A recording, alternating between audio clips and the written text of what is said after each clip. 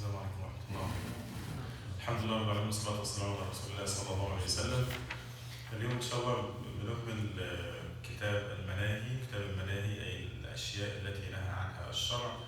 وكنا في المرة الماضية أن كل نهي نهانا عنه النبي صلى الله عليه وسلم إما أن يكون نهيا يحمل التحريم وإما أن يكون نهيا يحمل الكراهة. وكل نهي نهى عنه النبي صلى الله عليه وسلم فإن الخير في الامتناع عن هذا الشيء. يعني النبي صلى الله عليه وسلم نهاك عن هذا الشيء، لازم تعرف أن هذا الشيء فيه ضرر، لأن بعض الناس بيظن أن هو قضية النهي قضية تعب، أو قضية أن الشرع لما يأمرك بشيء يبقى فيها تعب. لازم أن أنت تنظر للمصلحة، يعني طالما أن الشرع أمرك بشيء فلا بد أن يكون عندك يقين أن هذا الأمر الذي أمرك به الله عز وجل فيه الخير.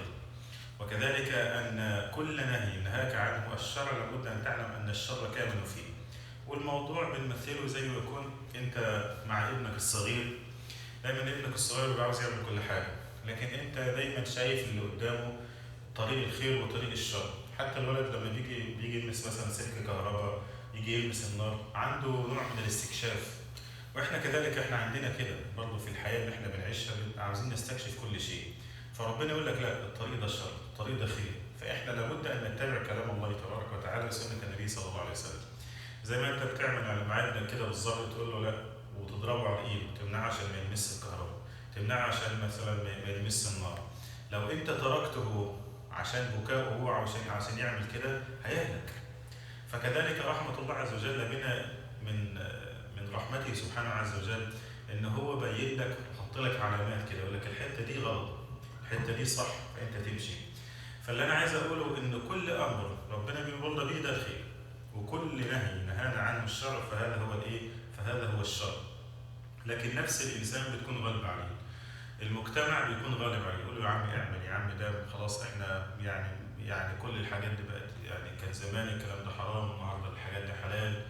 فدايما احنا بنسمع للناس اكثر ما بنسمع لكلام ربنا. فلذلك الخير يا اخواننا ان دايما نقترب من مجالس العلم، نقترب من قراءة القرآن، نقترب من سماع السنة، لان انت طول ما الدائرة دي موجودة في حياتك هتعرف ان انت تميز ما بين الخير والشر. لكن لو احنا سيبنا نفسنا للمجتمع وسيبنا نفسنا لكلام الناس هنهلك. فنسأل الله عز وجل ان يعلمنا يا رب العالمين. بسم الله الرحمن الرحيم. الحمد لله رب العالمين. Praise be to Allah Azza wa Jal, and blessings and mercy is upon His Messenger sallallahu alaihi wasallam. We are still talking about the topic that what the Prophet sallallahu alaihi wasallam asked us not to do, al-Manay. And we talked about that last week. We said what the Prophet sallallahu alaihi wasallam asked us not to do is either going to be makruh, which is disliked, or going to be haram, forbidden.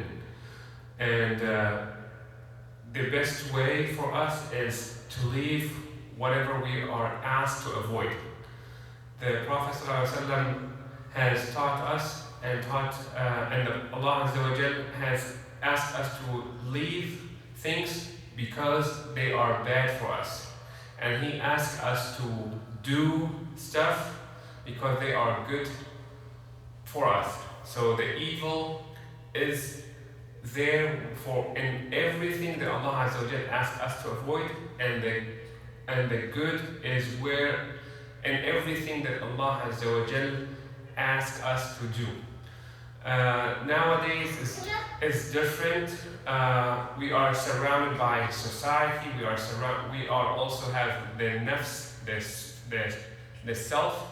Sometimes we think that something is forbidden but it's good. So it's very important for us to surround ourselves with the good community, with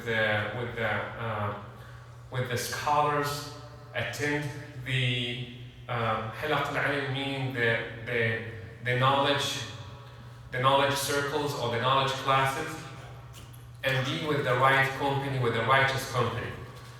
Imagine you have a child, your child is not mature yet, and he likes to explore different things. I mean, sometimes he would like to touch a fire or touch the power outlet.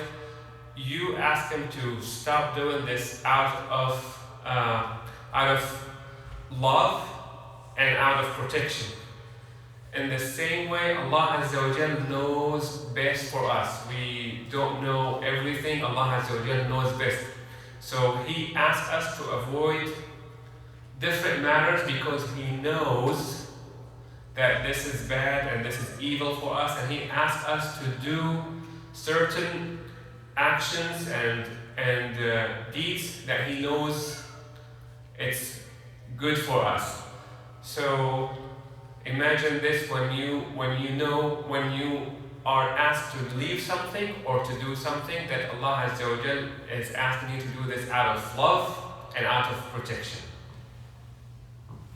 من الأشياء المهمة النهارده بتعلمنا ازاي احنا نتعلم نكون مخلصين لله تبارك وتعالى في كل أعمالنا. إخلاص هذا شيء عزيز جدا. أصبح النهارده أعمالنا ظاهرها الرياء وظاهرها السمعة، والسمعة إن احنا بنسمع بنفسنا. فالإخلاص إن الإنسان يعمل العمل مخلص لله تبارك وتعالى. والأعمال عندنا قسمين، في قسم اللي هو الأعمال الصالحة وفي قسم الأعمال الدنيوية. الأعمال الصالحة كل عمل أنت بتعمله بتتقرب به لله تبارك وتعالى. فالعمل الصالح ده الأصل فيه إن هو يكون مخلص لله سبحانه عز وجل. والعمل الدنيوي يعني الأصل فيه إن هو للدنيا. أنا واحد ببني عمارة مثلا، ببني عمارة ببغي منها مكسب، ببغي منها مثلا أجرها أو كده، ده اسمه عمل دنيوي. واحد بيتعلم مثلا بيدرس مثلا الطب، بيدرس الهندسة، هذه كلها أعمال دنيوية.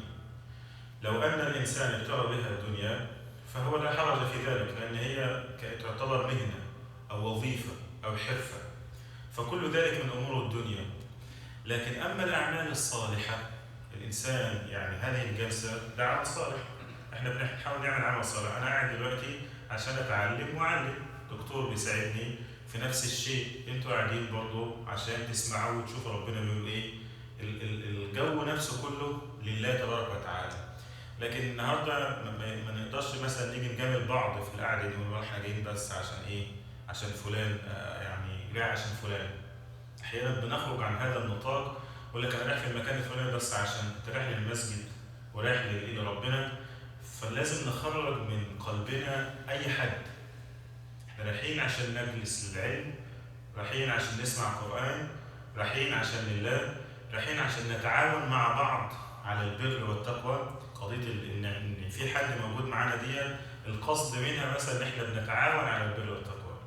انا بشوف النهارده مثلا الحاج حسام مثلا قاعد فرحانين بيه، تمام ما شاء الله. طب انا فرحان ليه؟ بيعضدني انا، احنا بنتعاون على البر وبيعمل لي شيء نفسي، وكذلك هو بيبقى مبسوط لان احنا بنتعاون على البر والتقوى، مش عايزين حاجه. مفيش النهارده بيزنس، احنا البيزنس بره، هنا مفيش بيزنس، كل العلاقه كلها لله تبارك وتعالى. فنسأل الله تبارك وتعالى أن يديم هذا يا رب. فإذا الأعمال الصالحة الأصل فيها أنها تكون لله. أما أعمال الدنيا خلاص يعني لا مانع أن هي تكون للدنيا. تعلم أي شيء بتعلمه للدنيا هذا لا حرج فيه. لذلك النبي صلى الله عليه وسلم يقول: من تعلم علما مما يبتغى به وجه الله لا يتعلمه إلا ليصيب به عرضا من الدنيا لم يجد عرف الجنة يوم القيامة. يعني مش هيشم ريحة الجنة. أنا دلوقتي مثلا إيه اللي أنا بتعلمه وأريد بها وجه الله؟ القرآن مثلا، أنا بقرأ القرآن. لما بقرأ القرآن بقرأه ليه؟ عشان وظيفة؟ هذه بقى خيبة وخسران هنتكلم عليها دلوقتي. جميع الكليات اللي إحنا بندرسها النهاردة، إحنا بندرس مثلا كليات في الأزهر بالتخصص مثلا عشان الوظيفة. إحنا اتعلمنا كده، خش كلية أصول الدين، خش كلية كده عشان تتوظف. فأصبح دلوقتي في مشكلة كبيرة جدا إن إحنا دخلنا الكليات ديت باسم هذا المعنى. عشان الوظيفة ممكن أغش، وعشان الوظيفة ممكن أدفع فلوس عشان أنجح في المادة الفلانية، مع إن المادة الفلانية دي قرآن. بس إحنا دلوقتي غيرنا المقاصد، الأشياء تغيرت، فأصبح دلوقتي كل شيء في الدنيا حتى علوم الدين أصبحت كلها مستهلكة يعني بيدخل فيها علوم بيدخل فيها أمور الدنيا. فهذا من أكبر الأخطاء. أنا بدخل كلية عشان أتعلم دين وعشان أعلم الناس. ربنا عز وجل فتح لي باب وقال لي ممكن تتوظف في هذا المكان، فأنا أستغل الوظيفة عشان أوصل دعوة ربنا. لكن ما يكونش الأصل إن أنا داخل عشان أتوظف وعشان بيزنس. فهذا من أكبر الأخطاء. والنبي صلى الله عليه وسلم يحذر، يقول لك: إياك أن تدخل أي مجال من مجال العلوم الشرعية وتقصد بذلك الدنيا. شفت الهلاك اللي احنا فيه بقى؟ يعني الموضوع حذر. طب تدخل اي كليه ثانيه مفيش مشكله، تتعلم بيزنس، تتعلم تجاره، تتعلم مش عارف ايه، تتعلم هندسه، تتعلم طب، كل هذا مباح لان هي اصلا هي علوم دنيويه وليست علوم اخرويه. لكن اي علم يقصد به الله تبارك وتعالى فلا بد ان يكون الاصل فيه الاخلاص لله تبارك وتعالى. We are going to start talking about the topic of sincerity and the show-off. That's a very important topic, and the Prophet ﷺ has encouraged us to have the pure sincerity in the heart and to avoid show-off. Unfortunately, nowadays there's a lot of show-off. When we talk about our actions and deeds, you can say there are some worldly actions and there are some righteous actions. Righteous actions are the ones which are meant to be for the sake of Allah Azza wa Jal with a pure, sincere intention. Those are the righteous actions.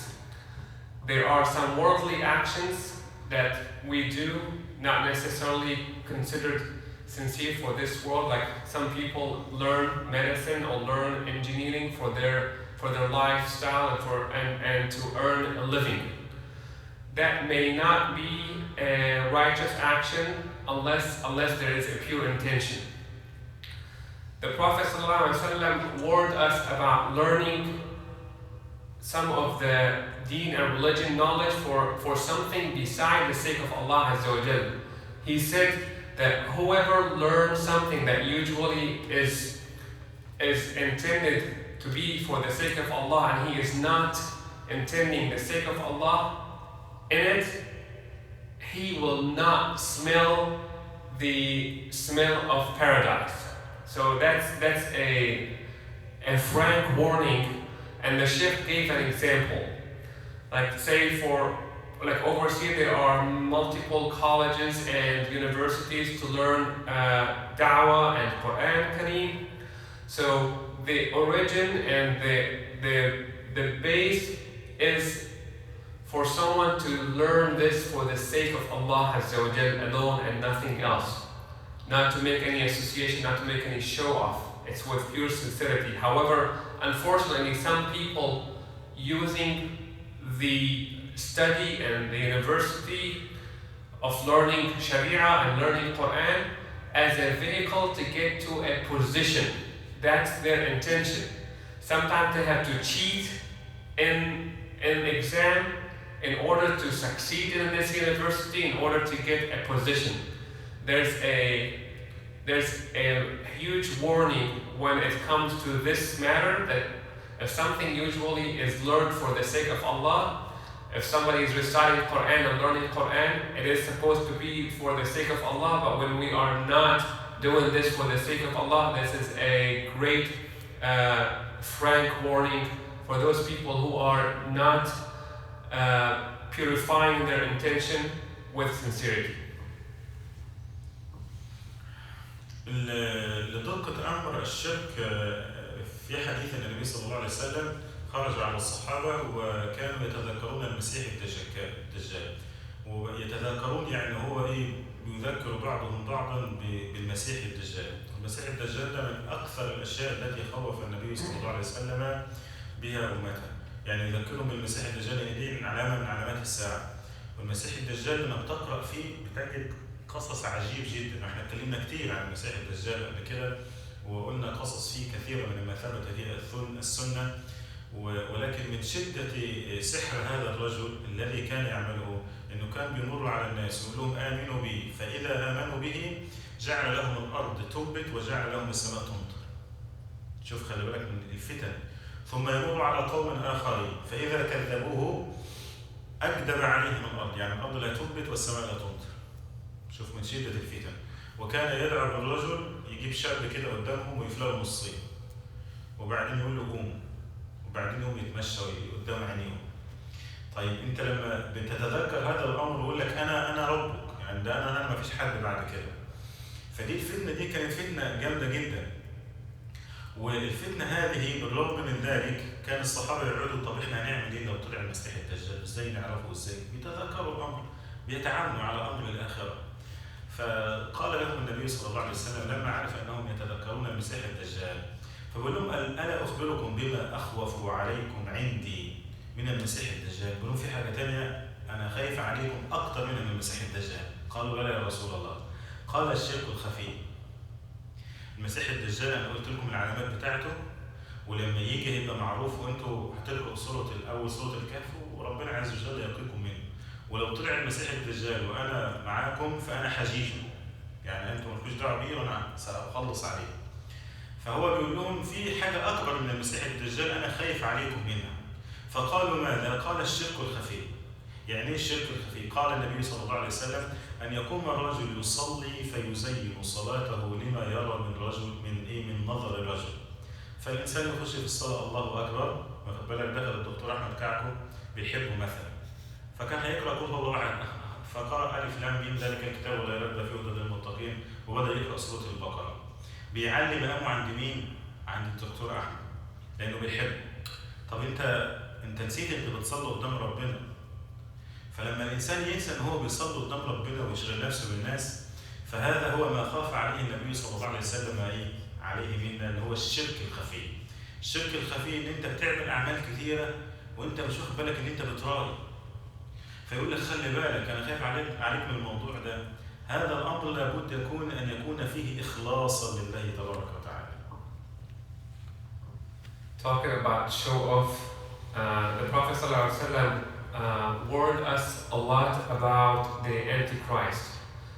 There are too many authentic hadith about the Antichrist, and when he comes at the end of the times with a lot of turbulence. For instance, we know that he would ask people to believe in him, and if they believe in him, he will send rain and provisions and plants, everything they like. And on the other hand, if he asked other people to believe and they would not believe, he would have the power to stop the rain and stop the harvest, and they will die from hunger.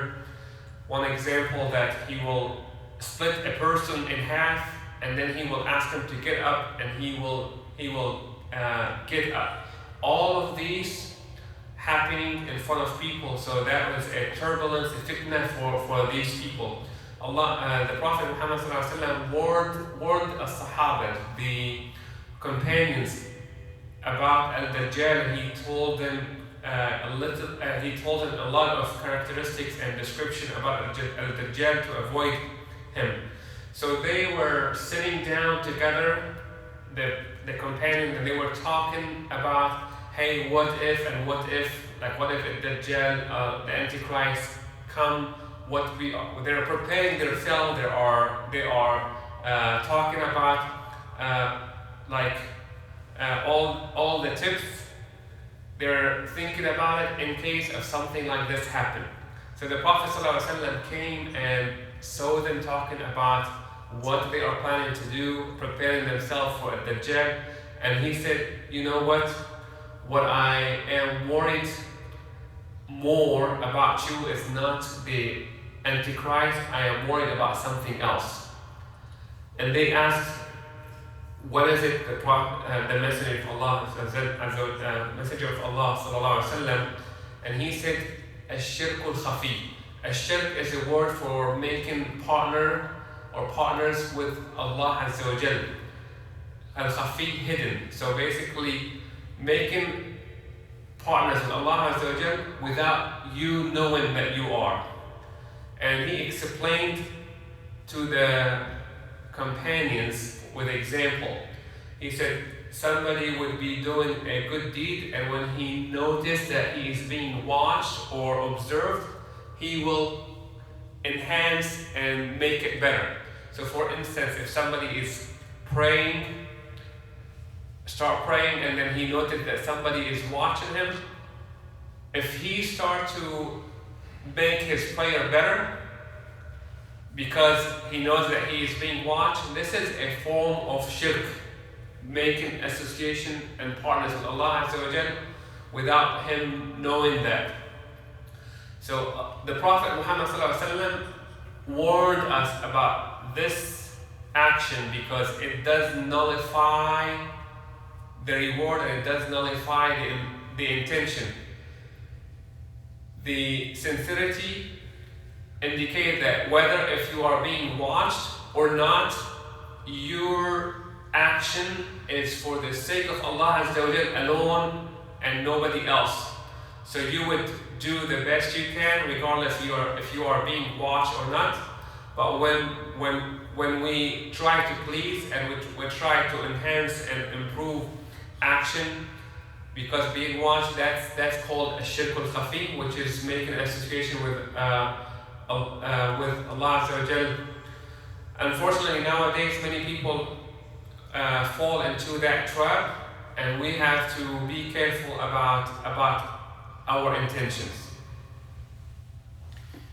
ولأهمية الإخلاص والتحذير من الشرك النبي صلى الله عليه وسلم قص علينا 3 قصص في 3 رجال. الرجل الأول كان رجل مجاهد في سبيل الله، والرجل الثاني كان رجل عالم، واخد بالك، بيعلم القرآن، يعلم الدين، يعلم الشرع، والرجل الثالث كان رجل عنده مال وبينفق في سبيل الله. وقال لك ال3 دول أول ناس ربنا عز وجل يحكم فيهم يوم القيامة. فبيجيبوا الرجل الأول، والرجل الأول ده اللي هو عاش طيلة حياته يجاهد في سبيل الله فاستشهد لكثرة حرصه على الجهاد، فدخل الحرب وفي أحد الحروب استشهد، يعني قتله العدو.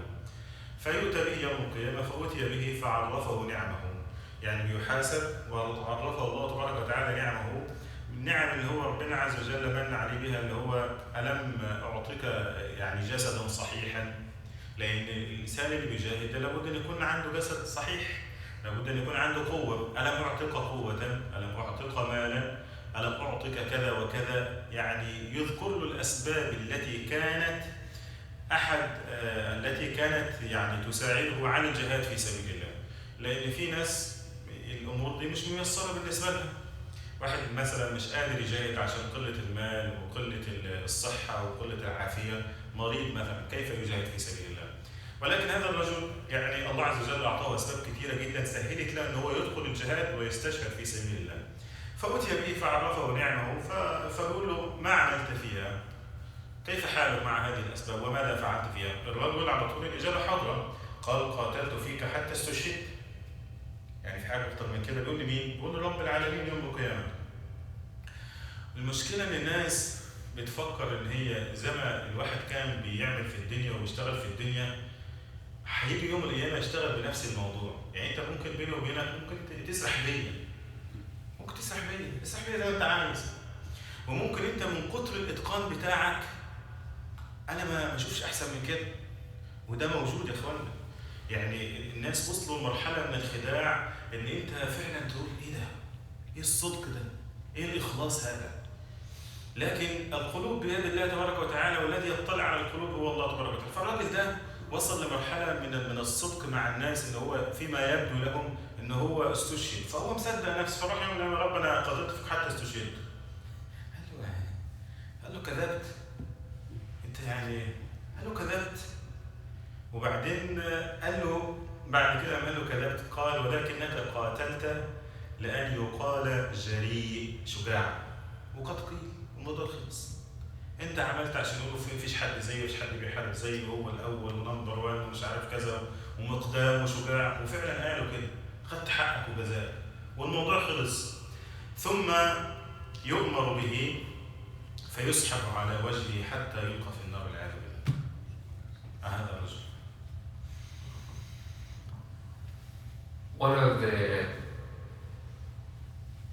One of the significant hadith about warning against show-off is one hadith that the Prophet ﷺ told us about 3 different types of people.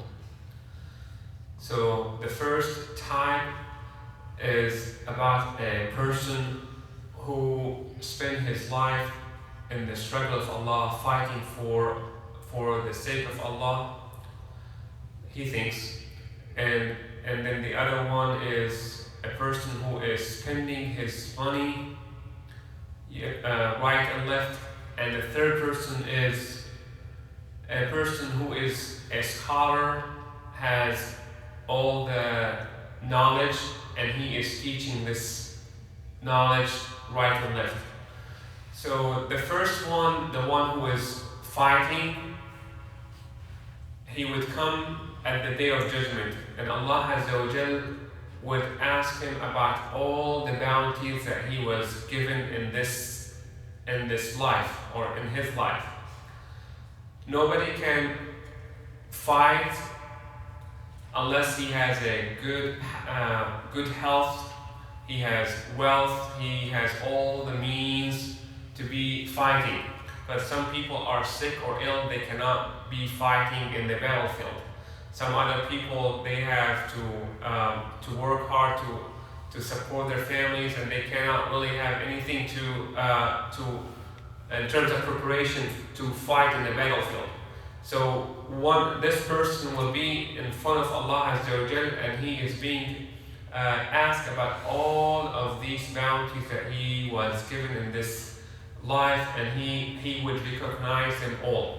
And then Allah Azza wa Jal will ask him, what did you do with all of these bounties? And the answer from him would be that, oh my Lord, I did fight for the sake of, for your sake. So some people, they look like they are great in what they do, to the point that everybody believes that they have the great intention. But in this person's case, Allah Azza wa Jal would say that you are a liar. And he would say that, Allah Azza wa Jal would say, you have not fought for my sake. You have fought in this worldly life, so people will say that you are brave and courageous. And they did. So in this case, imagine that this guy was doing it great in this life to the point that he thought that he would say the same answer to Allah Azza wa Jal, that, oh my Lord, I did fight for your sake. Because everybody in this life thought that he was fighting for his sake, but he did deceive people in this life to the point that they believed that he was doing it for the sake of Allah. But Allah Azza wa Jal will not be deceived by this action. Allah Azza wa Jal knows the intentions. So he said, you are a liar, you have fought, so people will say he is courageous and brave, and they have said it. That was your intention, that was your reward, and he will ask the angels to drag him into the hellfire والعياذ بالله. والرجل الثاني رجل شغلته العلم، والمقصود بالعلم هنا العلم الأخروي، يعني علم الدين وعلم الشرع، علم القرآن، علم السنة، العلوم التي يتوصل بها إلى العلوم الشرعية، كل هذه من العلوم التي يبتغى بها وجه الله تبارك وتعالى. قال ورجل تعلم العلم وعلمه وقرأ القرآن فأتي به فعرفه نعمه فعرفها. قال له ألم أعلمك؟ ألم ييسر لك سبل العلم؟ ألم أفتح لك باب الخير من تعليم الناس وتعلم العلم؟ فلما عرفه نعمه قال الله تبارك وتعالى له فما عملت فيها؟ ماذا عملت في هذه النعم؟ قال تعلمت العلم وعلمته. إجابة سهلة، زي ما أنا طول حياتي شغال بالموضوع هذا. تعلمت العلم وعلمته وقرأت القرآن وقرأت فيك القرآن. فقال له كذبت، ولكن تعلمت ليقال عالم، وقرأت القرآن ليقال وقارئ، وقد قيل، والموضوع خلص. قد قيل كذا عالم الفلاني والقارئ الفلاني ومفيش أحسن منه وأفضل منه بيعلم الناس، وأنت صيتك ذاع في الدنيا كلها بأنك عالم وأنك قارئ وأنك كذا وكذا. ثم أمر به فسحب على وجهه حتى ألقي في النار. The second type that we were warned about is a person who is a scholar, who learned the religion and knowledge, who learned Quran, who memorized Quran, and he would come at the day of judgment in front of Allah Azza wa Jal. Allah Azza wa Jal will remind him about all the blessings he had in this life. Didn't I help you to have all the means to learn knowledge, deen, Quran? And he would remember everything. Allah Azza wa Jalla made it easy for him in this life to reach that point and reach that status. And then Allah Azza wa Jalla will ask him, what did you do with that? And the man will say, oh my Lord, I learned your way of, I learned the deen, I learned the religion, I learned Quran, and I taught all of these. I taught the religion, I taught deen, I taught Quran for your sake, oh my Lord.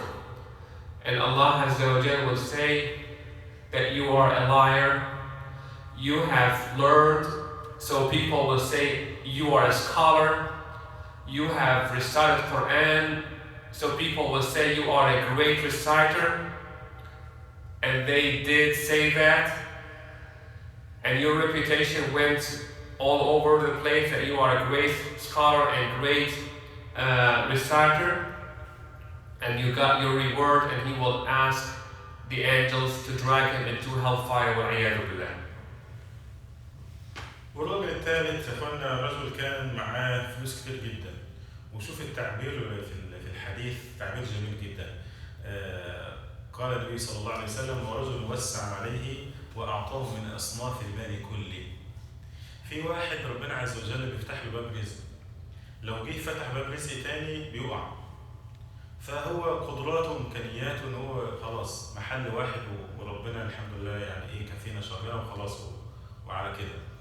في واحد تاني ربنا عز وجل معطي له قدرات ان هو عنده مساحه ان هو يتاجر في كل حاجه، في السيارات ماشي، في الاراضي ماشي، في المواشي ماشي، في العمارات ماشي، في العقارات الحديد ماشي، في الذهب ماشي، والامور سهله بالنسبه له.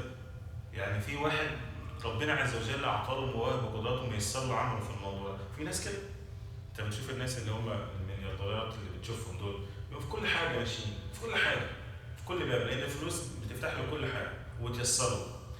فهذا ليس حرج، لان النبي صلى الله عليه وسلم قال لك ورجل بيعبر عنه، يعني ما قالش ان ده حرام، لا ده قال دي نعم من نعم الله تبارك وتعالى الذي يختص الله عز وجل بها من يشاء، وليست القضيه في هذا، ولكن القضيه ان انت بقى كيف يعني تعمل بهذا المال. عندك ربنا عز وجل كرمك بالمال ده.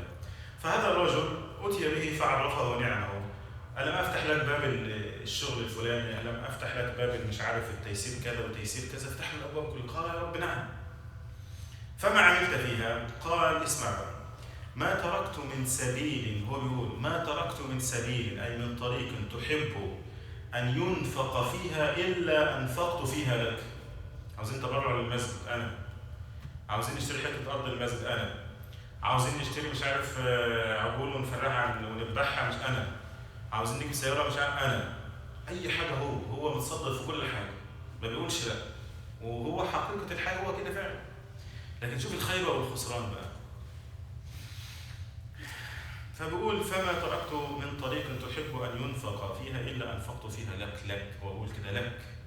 قال له كذبت، أنت بتقول اللي جاي تقول لي أنا يوم لا يوم أقول لك، ده ما في مليم اللي أنت طلعته ولا دولار أنت طلعته، اللي أنت عاوز تصيد وتسمع فلان عمل وفلان قال، وبعدين تزعل جدا لو ما حدش قال إن فلان ده كريم ومش كريم. ومن ضمن الحاجات اللي هي المساوئ اللي احنا بنشوفها كتير في المساجد، والله يا اخوانا يعني الامر يندى له. يعني واحد من ضمن الناس اللي كنت قابلتهم هنا في امريكا، كنا بنتكلم في انشاء مسجد وكده، قال لي هنا انا عارف مداخل الناس. قلت له يعني ايه مداخل الناس؟ قال لي بص انت تدي الناس البرستيج بتاعها في المسجد وهم يدوك الفلوس. قلت له ازاي؟ شوف خلي بالك الدنيا ماشيه ازاي. قال لي في فلان من الناس كده ويحب يقعد على الكرسي وتقعد تقول له ان هو دفع مش عارف $1000 و$2000، وتقعد تقول للناس وتحييه قدام الناس وتتكلم قدام الناس ان دفع 2000 وربنا يبارك فيه ومش عارف كده، وتنفخه، واخد بالك؟ وبعدين هو يديك كل حاجه. فشوف لما يكون واحد من إدارة المسجد ان هو بيساعد الناس ان هي يكون في نفقاتها الشرك والعياذ بالله. يعني نقول هو كده، انا عارف ان هو كده، بس انت تديله الحته دي وهو يديك.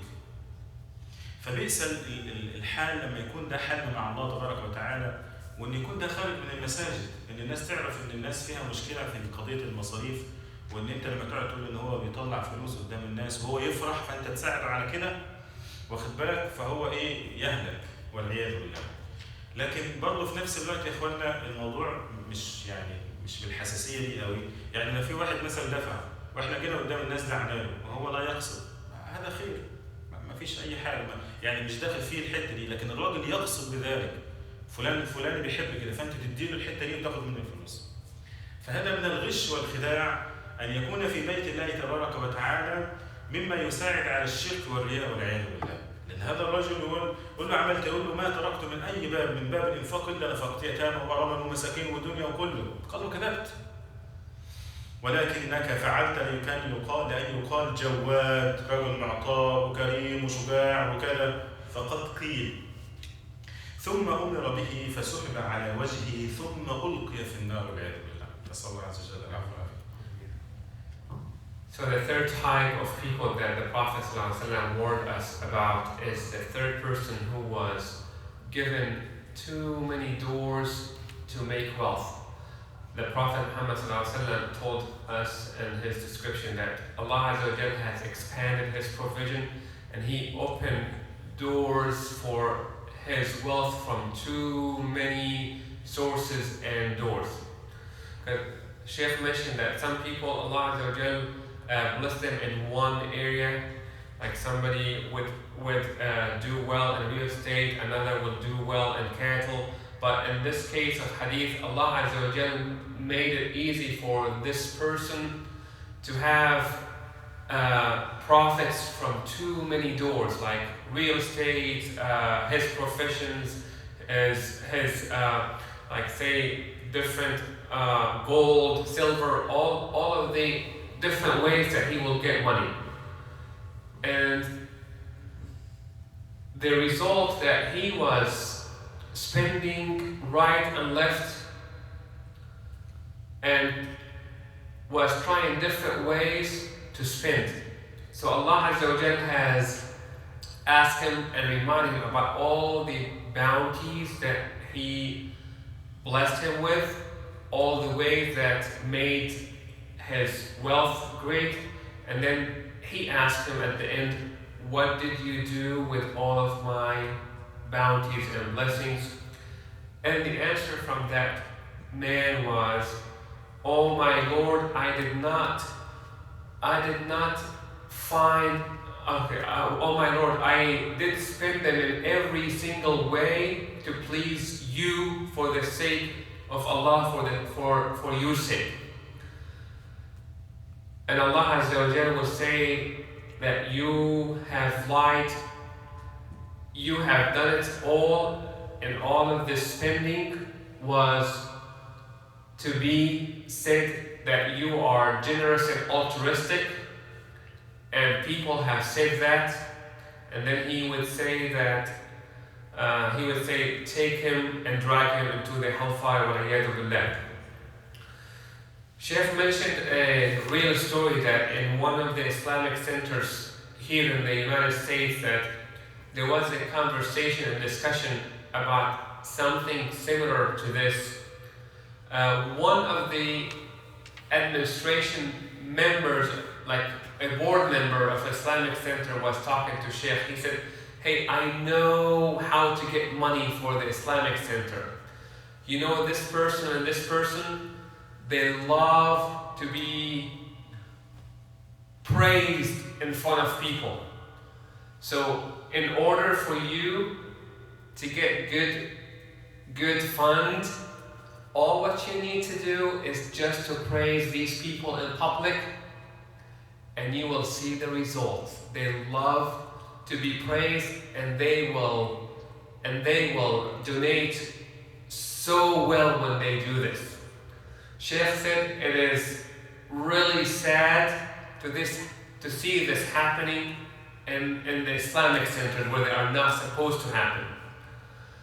He said we are feeding this habit, and we are helping this person to commit a sin of the shirk by doing what he is looking for when we are not supposed to feed that habit. Sheikh mentioned if we do this praise in sincerity and this person was not really caring about it, this is totally fine. But for somebody to be interested in that praise in order to spend, this is a disaster. So again, it's a reminder for us to think about intention and purify our intention when we are doing actions for the sake of Allah Azza wa Jalla. طيب في أشياء بقى إحنا بنشوفها اللي هي ممكن تكون رياء ولكن هي ليس برياء. يعني أنا دلوقتي أنفقت في سبيل الله وانفقت للمسجد وعملت خلاص ونخلص لله تبارك وتعالى في هذا الإنفاق. وبعدين الناس بدأت تصيد بهذا الموضوع. الحاج فلان الفلاني ما شاء الله تبارك الله جزاكم الله خيرا. حاتم brother give me this please give me ما عندي سبحان الله الله المستعان. جزاكم الله خير. حاجة محمد بس مستخبية. فلما يعني الرجل ده انفق بدأت الناس تقول ما شاء الله تبارك الله وبعدين بتقول له انت ما شاء الله كل ربنا يبارك فيك وبدأت الناس خلاص تعرف عن هذا الرجل انه رجل معطاء وهو لم يقصد بذلك. فهل في ذلك حرج؟ يعني ربنا عز وجل نشر سيرته بالخير. طب هو ذنبه ايه؟ الراجل انفق وخلاص واشتغل. فهل في ذلك حرج؟ شوف النبي صلى الله عليه وسلم جاءه الرجل وقال يا رسول الله أرأيت الرجل الذي يعمل العمل من الخير ويحمده الناس عليه، الناس بتحبه وبتحمده عليه وبتشكره عليه. فيعني السؤال بقى لذلك يعني هل في ذلك حرج؟ هل في ذلك مشكلة؟ هل هذا ينافي الإخلاص؟ شوف يا أخي كلام النبي صلى الله عليه وسلم. قال النبي صلى الله عليه وسلم تلك عاجل بشرى المؤمن. ده ربنا بيبشره في الجنة قبل الآخرة ودي بشرى من الله عز وجل. ففي فرق كبير ما بين الإنسان يعطي يريد وجه الله تبارك وتعالى ويأتيه الخير والناس تحبه وربنا يفتح له القبول ما بين الناس، وفي فرق ان الانسان تاني هو كل مليم بيدفعه يقعد يبص شايفيني واخد بالك زي ما انت بتشوف كده. من ضمن المآسي اللي بنشوفها واحد يروح يعطي فقير وبعدين يقعد يصور. طب انت بقى الفقير المسكين ده بتزيد له بالصوره ليه يعني؟ من ضمن الحاجات والآفات اللي احنا بنشوفها برضه اللي هو دايما يروحوا للمكان الخارب ويجيبوا الراجل وهو بيعطي. او مثلا من ضمن برضه الآفات الجمعيات او المؤسسات دايما بيروحوا يصوروا الناس بس يعني بيبقى فيها نوع من الكسره شويه. يعني انا لو مسكين مثلا دلوقتي ربنا امننا كلنا الحمد لله رب العالمين، لكن حط نفسك مكان هذا المسكين بالله عليك. انت لو انت عندك ابنك مسكين وزوجتك مسكينه وانا مسكين، تحب لو واحد يقول لك هديك مليارات الدنيا واصورك ترضى؟ بالله عليك انت. انا بتكلم انا عن نفسي ما ارضاش والله. عندي ايه؟ ليه تكسرني؟ ما هو التصوير ده كسر الانسان. لكن ممكن تصور بيوت، ممكن تصور مثلا خيالات مثلا حاجات مثلا كده، ايد مثلا تصور رجل حافيه تصور ايد. لكن اللي بيحصل ده كله يا اخواننا بيبقى كسر النفوس. والله وانا هذا الشيء بيزعجني جدا على المستوى الخاص لاني بيعتبر كسر للفقير. ولذلك صدقه السر هي افضل ليه؟ لان فيها نوع من اللي هو الستر لهذا الفقير. لكن انت العفه وطلب ان انت تستر على المسكين ده من المطالب الاساسيه اللي احنا ينبغي ان احنا نبادر بهذه الامور. On the other hand, the Prophet Muhammad gave us glad tidings. One of the companions came to the Prophet and he said, if you see a man and he is doing great righteous actions and then these actions are being praised in public, would that be a problem? So the disclaimer here that this person that he is talking about, he's doing everything for the sake of Allah Azza wa Jal alone and seeking nobody but Allah Azza wa Jal. So that hadith applies to this sincere man. And the answer from the Prophet ﷺ, he said that would be the glad tidings from Allah Azza wa Jal about the acceptance being offered in this life before the hereafter. So the point is, if you are making all of this righteous action for the sake of Allah Azza wa Jal with the right intention, with sincerity, it does not matter if people talk about it or not. If they talk about it, it's great. It's a grace and bounties from Allah Azza wa Jal that made it apparent for others, without you intending that. Unfortunately, nowadays, people, if they are making charity, the most sad thing that they will bring cameras and they will start to record how this person is giving and how this person is taken. Sheikh said this is humiliation for the poor, and this is not supposed to be the way. Allah Azza wa Jal has encouraged us to give charity in secret, so we will preserve the face of that poor man. We're given to not show off in front of people and not to humiliate that poor.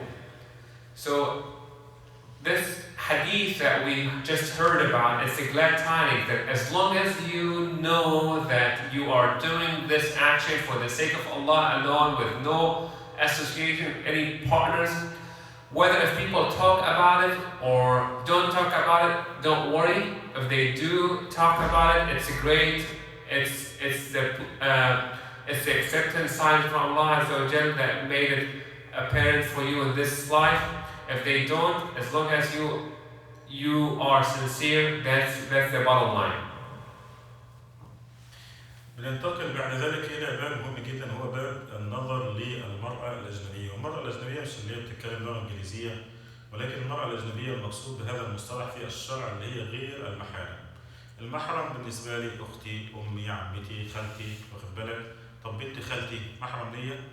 بنت عمتي محرم ليا؟ مش محرم، لأن يجوز لنا أتزوج منها. تمام؟ فكل امرأة يجوز لي أن أتزوج منها فهي ليست محرم. أما المحارم فهم الذي حرمهم الشرع علي أن أتزوج منهم. دي قاعدة مهمة جدا. والإسلام قبل ما يقول تحريم الزنا حرم الوسائل والأسباب التي توصل إلى الزنا، فحرم النظر وحرم الخلوة، وبدأ يهيئ المجتمع لهذا الأمر، لأن المجتمع كان في الوقت ده المجتمع مفتوح. فلما الإسلام جه بدأ يبين أن المرأة لها حجاب، والمرأة لها لباس معين، والمرأة لا تخرج إلا للضرورة، والمرأة إذا خرجت وسافرت فلابد أن تخرج مع محرم. وكل هذه الأمور ساعدت المجتمع أن هو يغض بصره. مفيش مثلا وسائل التواصل ان انت ممكن تتصل باي حد في اي وقت، ده كل ده مش موجود. التواصل النهارده السريع اللي هو اهلك الناس النهارده كل ده مش موجود. فلما ربنا عز وجل يقول ولا تقربوا الزنا، معنى ذلك ان هي لا تاخذوا بالاسباب التي توصل الى الزنا، وبدا يشرع الامور التي يعني تسهل هذا الامر عشان ناخذ بالاسباب عشان ما نوصلش لهذا الامر. طب النهارده المجتمع على الضد تماما. ماذا يفعل الرجل المسلم النهارده اللي بيعيش في امريكا؟ ماذا يفعل الرجل المسلم النهارده اللي بيعيش حتى في بلادنا دلوقتي؟ ليه في امريكا؟ الموضوع كله بقى زي بعضه النهارده، سواء في امريكا سواء في الدول العربيه، كله زي بعضه. فهل دلوقتي احنا كيف نعود ان احنا نطبق شرع الله تبارك وتعالى في هذا المجتمع؟ لان الواحد النهارده وصل لمرحله ان واحد بيقول لك انت لما تيجي تكلم حد، حتى لو واحده مثلا هي مش مسلمة، لازم انت تكلمها ولازم تبص في عينيها ولازم تسلم عليها عشان هي تحب الإسلام. وهو بيقنعك بكده، هو مقتنع. وهو الكلام ده بيقوله لي في المسجد، بيقول لي احنا عاوزينك ازاي تدعو الى الله تبارك وتعالى، وازاي تكون راجل منفتح، وازاي تقدر ان انت توصل رسالة ربنا. ازاي اعمل حاجة؟ قال لك اعمل كده، يعني اوعى تكشر في حد، تسلم عليها، تبص في عينيها، تبص وتقعد معاها. وبعدين الامور كانت متلخبطه. يعني انت عارف الفتنه لما يعرض عليك الفتن وانت مش قادر، تحس ان انت غريب او تحس ان انت، فلولا ان ربنا عز وجل بيثبتك وبتقرا تهلك. ولذلك نسال الله تبارك وتعالى العفو والعافيه. الائمه هنا بييجوا بيسرحوا جدا، بيسرحوا بمعنى ان هم احيانا بيكونوا ضحيه للمجتمع اللي بيعيشوا فيه، وضحيه للمسجد كمان اللي هم بيروحوا فيه. تخيل انت بقى لما تلاقي مسجد يقول لك على فكره لو ما عملتش كده انت ما تنفعش معاه، وده بيحصل. يقول لا انت كده لازم تخليك مدرب. واحد تاني بيقول لي ان هو عشان يخرج من الموضوع ده بدا بس ان هو يقرا قران. انا بس اتخصصت في الحته ديت، لا بتكلم ولا بعمل، خش امسك المايك واقرا قران وخلاص. ما دي حجة عليك. وأنا بقرأ قرآن يعني بغني؟ بقرأ قرآن يعني أنا أعلم الناس. لما أنت بتقول أنا بقرأ قرآن يعني أنت أعلم الناس إن أنت ربنا بيقول كذا وبيعمل كذا، أنت معاك القانون كله. يعني أنت بتخرج من الموضوع إن أنت بتقرأ بس وتخصصت في الحتة ديت، الموضوع أماني. حتى لو أنا قرأت ما أنت بتقيم الحجة. إذا إحنا النهارده بنقول إزاي إحنا النهارده نعيش في أمريكا وإزاي نغض بصرنا. إزاي يا حاج محمد نعمل كده الموضوع ده؟ إزاي يا عبد الجليل؟ عبد الجليل رحت أنت عبد الجليل، ده أهم نقطة النهارده عايزين نتكلم فيها يا عبد الجليل. نتكلم على غض البصر يا عبد الجليل. وأنا بشتغل واحدة حلوة كده دخلت عليك تعمل إيه؟ أعطيها 50% كده بقى تطلعوا بره. The next topic is about looking at women. We know that adultery is a major sin, and Allah Azza wa Jal and His Messenger learned the Prophet and Allah Azza wa Jal has taught us to learn to avoid any step that will make us closer to adultery. There are too many steps that can lead to adultery, and Allah Azza wa Jal has made different rulings for us not to approach that level.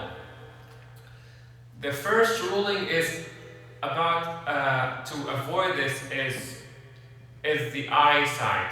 When you look at a woman, when you shake hands, when you talk to her in public or in private, all of these Allah Azza wa Jal has made rulings for the companions and for the Muslims in order to make adultery not accessible.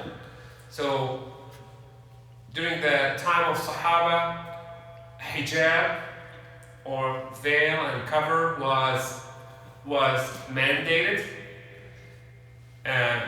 People, they know that they are not supposed to stare at women. People, they know they are not supposed to be talking to women in not professional, appropriate way.